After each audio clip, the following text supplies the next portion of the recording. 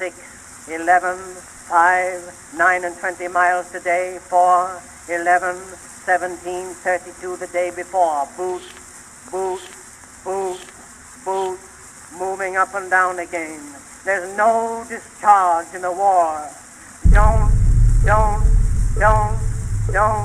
look at what's in front of you. Boot, boot, boot, boot, moving up and down again.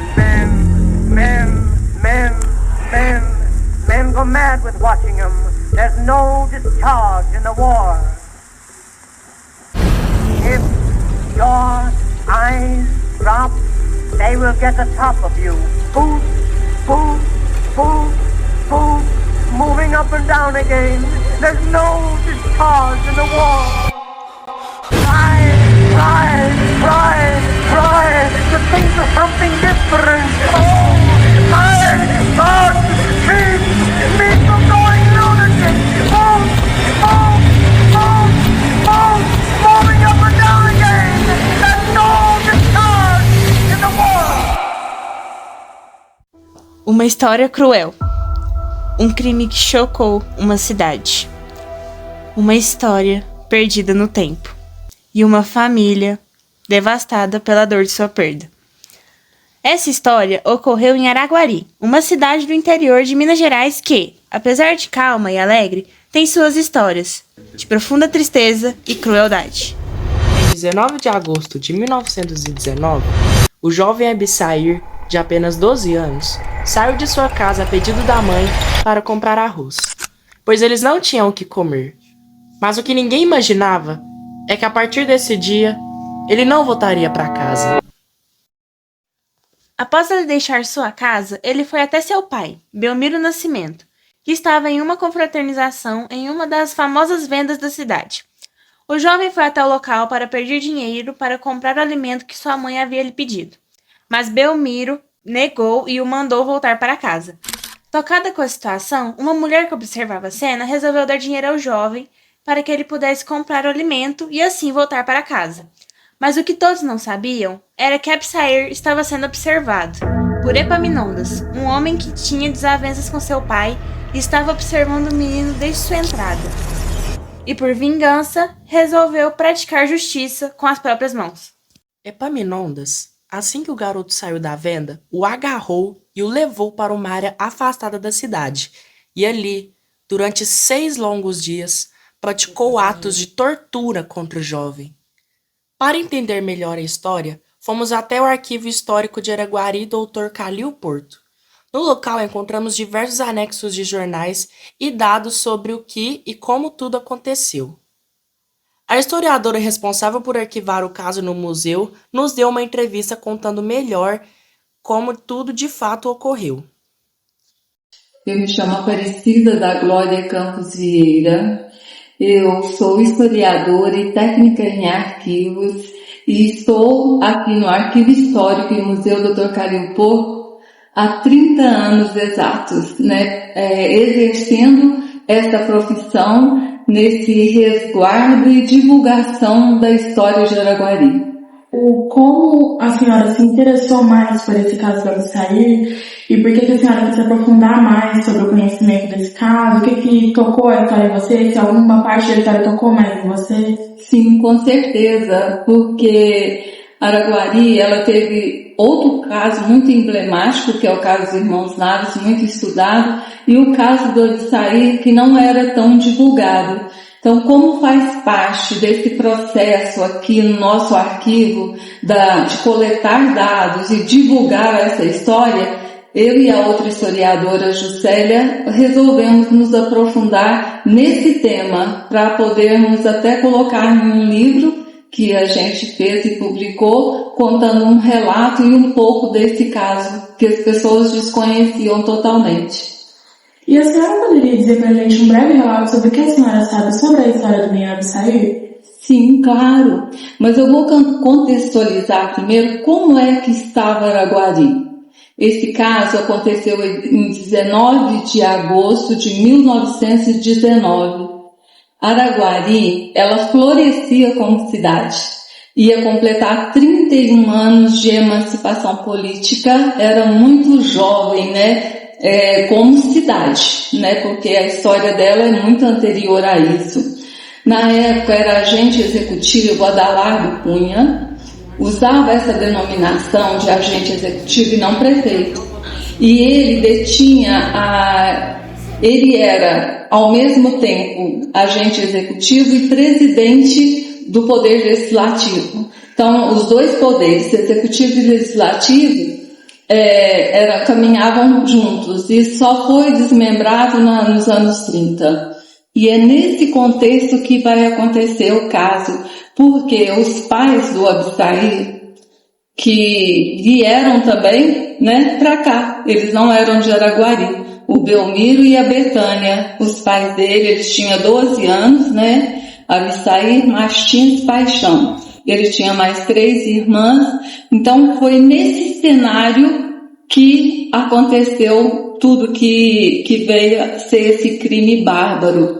O pai do Abissaí, ele era tido como boêmio, ele gostava de ir para festas, ele era um sanfoneiro e às vezes ele era chamado para isso.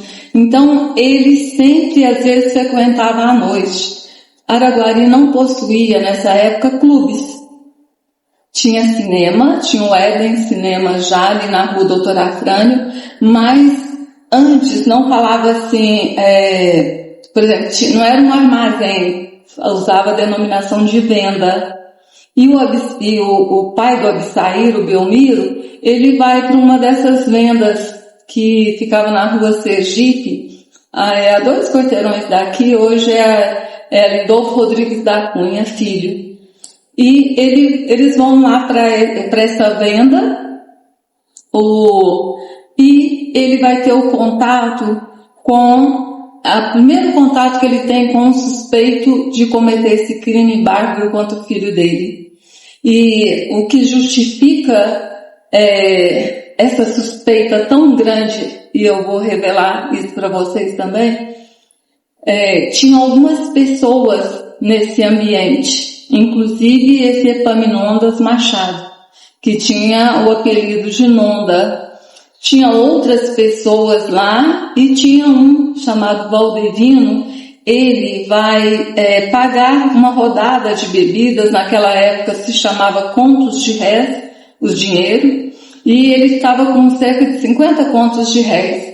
Então ele paga essa bebida, o Nonda vê, ele vai ficar com 45 contos de réis. Ele estava com uma companheira e ele sai dessa venda do seu Manuel e o Nonda vai atrás e atira pelas costas dele. O dinheiro desapareceu e o pai do Abissaí, como que ele entra nessa história? Ele foi uma das testemunhas de acusação. A suspeita vai recair sobre esse Nonda porque ele trazia um contexto de crimes. Então ele tinha já agora matado esse Valdevino, ele tinha roubado o tio dele, o próprio tio, e tinha uma outra tentativa de homicídio que não se consumou, mas existia. Mas aí vai ter um fator que ia favorecer esse Epaminondas. O pai dele, José Antônio Machado, conhecido como José Nico, ele era dono do cartório, de um cartório, ele era escrivão da polícia, e isso fazia com que ele tinha certos poderes, né? E ele era juiz de paz também, eram 3 funções. Esses acusações, ele chegou até a ser preso, depois foi solto, as testemunhas não apareciam, coincidiu com a gripe espanhola, a famosa gripe espanhola, e aí as pessoas falavam que estavam doentes, estavam gripadas e não podiam ir. Resultado, não aconteceu nada. Quando ocorre o sumiço do Abissaí, ele estava solto. Ele já tinha sido solto. Então, o processo, ele não andava, ele não caminhava de jeito nenhum. O Abissaí, a família, morava na Avenida Mato Grosso. E a mãe do Abissair pediu que ele fosse num armazém, existe esse armazém até hoje ali, que chamava, hoje, né, chamava Armazém do Onofre. Mas, na época, esse armazém era do seu Arlindo Mendes. O seu Arlindo vendeu, anotava na cardeneira, a família passava por privações. E a mãe pede para ele ir lá, porque eles não tinham nada para comer. E para comprar um arroz. E ele vai. E ele não volta mais. Então, no caminho de volta, porque era até próximo, né? É ali na praça do Colégio das Irmãs, próximo à Avenida Mato Grosso, nesse caminho de volta, ele foi interceptado. E ele desaparece. E sem vestígio algum. Então eles denunciam para a polícia, isso passa 3 dias, até que um casal que morava, hoje seria o bairro Miranda. Então naquelas imediações, porque, gente, na época, 1919, o cemitério municipal Bom Jesus, que na época era só o cemitério municipal de Araguari, não estava naquele lugar. Ficava nos fundos da igreja matriz. E depois que, na década de 20, que abrem esse cemitério, então aquilo ali era uma zona rural. E esse casal, eles estavam à procura da cachorrinha que havia desaparecido. E a dona começou a ver urubus voando. Aí ela chamou o marido, a cachorrinha morreu e os urubus, né? Vamos lá para ver. Quando eles chegam, eles se deparam com aquela cena bárbara do menino amarrado a um tronco de uma árvore, todo dilacerado, foram barbaramente, né, por tudo que foi feito, porque parece que a gente custa até a falar, porque é uma coisa que agride, não só visual, mas o emocional da gente, pelo sofrimento, porque ele foi, comprovadamente, ele foi sendo aliciado, ele foi sendo torturado da pior forma possível. E a cachorrinha desapareceu porque ela ficou cuidando ali nos pés, que ele estava assim como se ele tivesse crucificado naquela árvore, e ela ficava espantando os urubus. Após tudo isso, a polícia foi chamada, foi retirado o corpo, ele foi enterrado. E aí, quem era o suspeito? Aí recaiu sobre o Nonda, porque ele era um desafeto do pai dele. Mas como toda história tem os dois lados, o pai dele, do Abissair, ele respondia por um crime em catalão. E o pai do Epaminondas, ele conseguiu ter acesso a isso e prenderam o pai do Abissair. Sabe? Então essa história é assim, é um crime que ficou, um crime bárbaro que ficou sem respostas, porque não chegaram à conclusão, não tinha provas evidentes e robustas que tinha sido esse Epaminondas. Ele continuou vivendo em Araguari, ele casa-se, ele não teve filhos, ele vai ironicamente trabalhar no cemitério. Então, ele era assim, um zelador do cemitério, já foi diretor desse cemitério, ele cuidava nessa parte de fazer túmulos, e ele vem a óbito morando aqui em Araguari no ano de 1967, que levou a gente a aprofundar nesse caso, né, de buscar subsídios para a gente falar sobre ele. É pela barbaridade. São coisas que têm que servir de exemplos para as gerações que vêm, né, da questão do respeito. E tudo isso vai gerar uma comoção na cidade. E desde essa época, o túmulo do Abissair virou uma peregrinação de fiéis que acreditam que realmente ele faz milagres pelo sofrimento que ele foi acometido, por ele morrer de fome, de sede, Então, é uma coisa que marcou, assim, muito a cidade na época. E em questão da família do Absair, a senhora pode nos dizer alguma coisa sobre como a senhora, pelos estudos da senhora, né, como a família dele ficou após, como foi o resto da vida da mãe dele ou dos irmãos? Olha, eles ficaram nessa situação pela dor. O pai ficou preso, depois ele foi solto. As irmãs, uma das irmãs suicida, né? A outra, isso foi outra tragédia, a outra na mesma semana que a que suicidou, ela estava grávida e ela morreu no parto. Então perdeu essas duas irmãs. E a família continuou vivendo com toda essa dificuldade até a morte. Sabe, que não tinha um sobrinho, neto do Absair, mas que ele também morava ali na Vila Goiás, até 2014, que tem matérias dele no jornal, né? E aí depois também ele vem a falecer. Absair foi sepultado no cemitério Bom Jesus, localizado aqui em Araguari. No dia de finados, a visitação em seu túmulo é intensa, com diversas pessoas trazendo velas, flores e até alimentos para a sua sepultura. Muitas pessoas trazem alimentos pois se compadecem com a história e por saberem que durante seus 6 dias de pura tortura e sofrimento, ele esteve com fome, pois Epaminondas havia pego o menino quando saíra de casa para comprar alimentos, pois ele e a mãe estavam passando necessidades. No dia 2 de novembro, em que é comemorado o Dia de Finados, fomos até o cemitério Bom Jesus e entrevistamos um senhor e o coveiro responsável pelo local. Qual que é o nome do senhor? É Vicente de Paulo Gouveia, Quantos anos o senhor tem? 78 anos. Como o senhor conheceu a história do menino? Na época, quer dizer, tem muitos anos já, né? Os meus pais contavam, né? Que era uma criança muito jovem, saiu, que a mãe dele pediu para ele ir no armazém, né?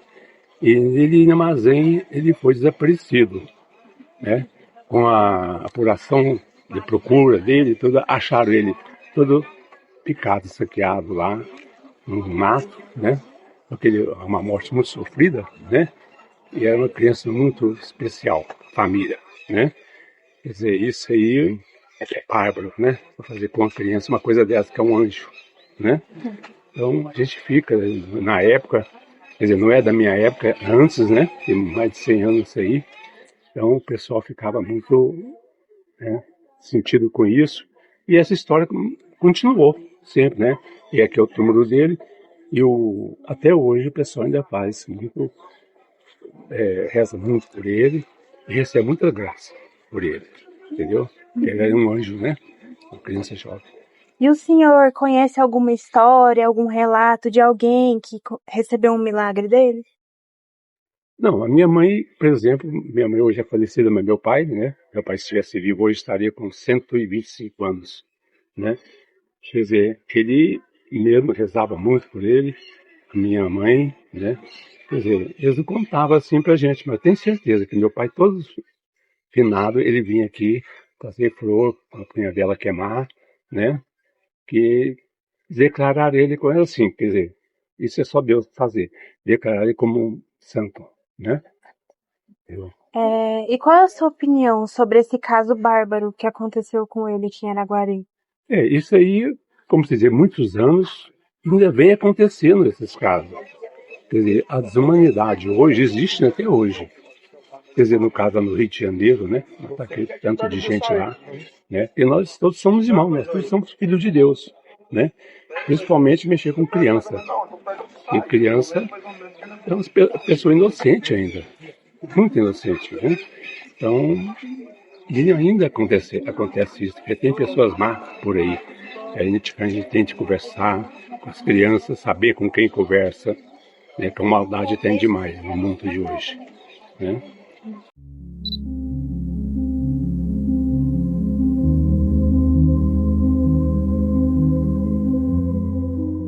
Meu nome é João Batista Rodrigues, a cidade que eu moro aqui mesmo em Araguari, trabalho aqui no cemitério Bom Jesus há 23 anos A gente queria perguntar ao senhor o que o senhor sabe sobre o caso, sabe? Mas as histórias, se o senhor ouviu falar sobre histórias, tudo que o senhor sabe. Bom, o que eu fiquei sabendo da história desse menino, que ele foi assassinado, né, com uma crueldade assim irrepressível, e o motivo a gente pergunta, ele falou que é por dívida. O pai da vítima, né, devia um outro elemento aí, e ele foi cobrar a dívida, parece que não tinha dinheiro para pagar o pai, aí resolveu vingar, né, na morte do filho, né, matando o filho dele. Não sei se sanou a dívida ou não, mas o que eu fiquei sabendo foi isso. E o senhor sabe responder pra gente se tem muitas visitas no túmulo dele, assim, tanto em dia de finados, tanto nos dias comuns? Tem. Ele é considerado um menino que faz milagres, né? As pessoas falam, né? E é muito visitado, assim, principalmente na época de finados, né? Tem várias pessoas que vêm, rezam, né? E fala que alcançou a graça através dele. E o senhor acredita nesses milagres? E você acha que ele já fez algum milagre pro senhor? Eu acredito em milagres, né? Eu mesmo não cheguei a pedir um milagre para ele, não, mas eu acredito que sim, né? A fé remove montanha. Pode ser que alguém tenha conseguido, sim, alguma graça através dele, porque ele morreu inocentemente e quase que um mártir, né? A partir de sua história, muitas pessoas passaram a ir a seu túmulo pedindo milagres e fazendo orações para a alma do menino.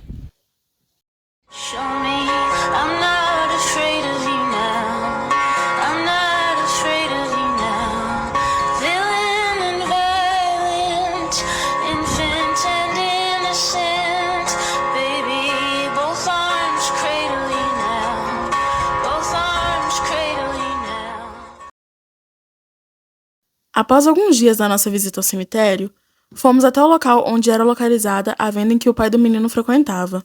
Mas não obtivemos sucesso, já que conforme se passaram os anos, ela acabou sendo demolida. No local, agora se encontra uma pequena residência, onde mora um casal de idosos e suas filhas e netos. Aproveitando a visita, fomos também até o local onde estava localizada a cruz, que foi colocada no lugar de sua morte para preservar sua história e conservar a memória no local. Mas, após alguns anos, a cruz foi retirada do local, fazendo com que moradores e diversos cidadãos ficassem revoltados e exigissem o retorno da cruz no local de sua morte, mas não obtiveram sucesso. Apesar de todo o ocorrido, sua história ainda continua sendo preservada e sua memória ainda prevalece. Mesmo depois de anos se passando, diversas pessoas ainda seguem com a tradição de visitar seu túmulo, de lhe levar oferendas e assim fazer com que sua memória não entre para o esquecimento.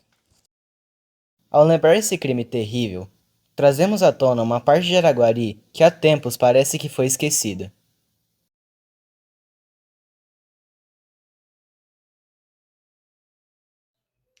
Meu nome é Érica, tenho 24 anos, sou psicóloga, recém-formada há alguns meses como psicóloga, mas ao longo da minha profissão eu tive a oportunidade de fazer o estágio na Delegacia de Orientação e Proteção à Família, que calhou de ser muito pertinente com o tema que está sendo discutido do caso do menino Absair. Bom, esse caso, né, é um caso que reflete muito a violência infantil. E para a gente falar dele, é necessário primeiro a gente contextualizar sobre o período histórico. Então, trata-se de uma época em que o crime e os fatos ocorreram, em que não existiam as leis de proteção à infância ainda. E mais do que isso, a visão da sociedade sobre a infância, sobre as crianças, era totalmente diferente. Não se existia essa divisão de infância, uma pessoa que ainda está em formação, que precisa ter seus direitos garantidos, sua segurança, não. As crianças muitas vezes eram tratadas como pequenos adultos. E é o que a gente consegue notar na realidade social em que o menino Absair estava inserido, né? Ele trabalhava desde criança, tinha as relações ali de um pai que era machista, que estava inserido no contexto do patriarcado, então essa família, esse núcleo familiar girava todo em volta da figura paterna. A mãe tinha que pedir dinheiro para o pai, para o homem, para que conseguisse fazer uma comida, para que conseguisse prover esse lar, né? Então a figura do homem provedor, e que ainda fala que fala para sua mãe não meter a colher na minha vida. É uma expressão que até hoje é reproduzida, né? Que em briga de marido e mulher não se mete a colher. Então a gente vê resquícios de todas essas mentalidades desde essa época. Então temos uma criança inserida nesse contexto de vulnerabilidade social, uma família pobre, marginalizada. O menino tinha que trabalhar, era tratado como um adulto, um pai nessa figura patriarcal. Todos esses fatores contribuem para a vulnerabilidade dessa criança e para que o crime ocorresse. Se fosse uma criança que tivesse seus direitos garantidos, que tivesse proteção, talvez as coisas teriam sido diferentes. Mas mesmo ainda hoje, que a gente tem as leis de proteção infantil, nós percebemos que as crianças ainda são muito invisibilizadas, né? A voz das crianças não é ouvida. Muitas vezes criança tem que se calar e obedecer. Todas essas coisas, todos esses discursos são práticas de violência contra a criança. Mesmo existindo o ECA nos dias de hoje, na minha experiência dentro da delegacia, eu convivi com vários casos de pais agredindo os filhos. Não é uma palmada de correção, como é dito. Casos que as pessoas chegavam, as crianças, com marca roxa no rosto, com marcas roxas nas costas, hematomas mesmo de agressão. E o que é aquela agressão, se não um pai, uma mãe descontando a sua raiva em uma criança? Porque a criança não é vista como gente. Se um adulto me contradiz, se um adulto me responde, é sem educação comigo e tudo mais, e eu agrido ele, é um crime, eu vou presa. E eticamente não é certo. Se um animal me desobedece e eu agrido ele, eticamente é horrível e, além disso, você é preso.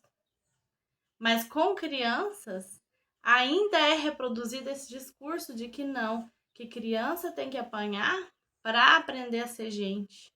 Olha, para aprender a ser gente, como se não fosse gente. Muitos casos de crianças que tentavam denunciar abusos sexuais dentro da família, com próprios familiares, e eram descredibilizadas pela família, pelo pai, pela mãe. Não eram levados a sério, porque criança inventa as coisas, porque criança aumenta as coisas. É só criança, não dá para levar a sério o que fala. Então, acho que esse caso pode contribuir para a gente também, essa tragédia, né? Que é um caso muito horrível, mas que alguns fatores ainda reverberam até hoje. Então, ele pode contribuir para que a gente possa refletir qual que é a nossa visão enquanto sociedade em relação à infância, às crianças. Como que a gente tem contribuído para a proteção e para a promoção e para a garantia de direitos dessas crianças. A gente tem dado voz, a gente tem ouvido, a gente tem olhado e acolhido para as nossas crianças. Acho que tudo isso são pontos para se refletir, para se levar dessa tragédia e tentar melhorar cada vez mais, né, na sociedade.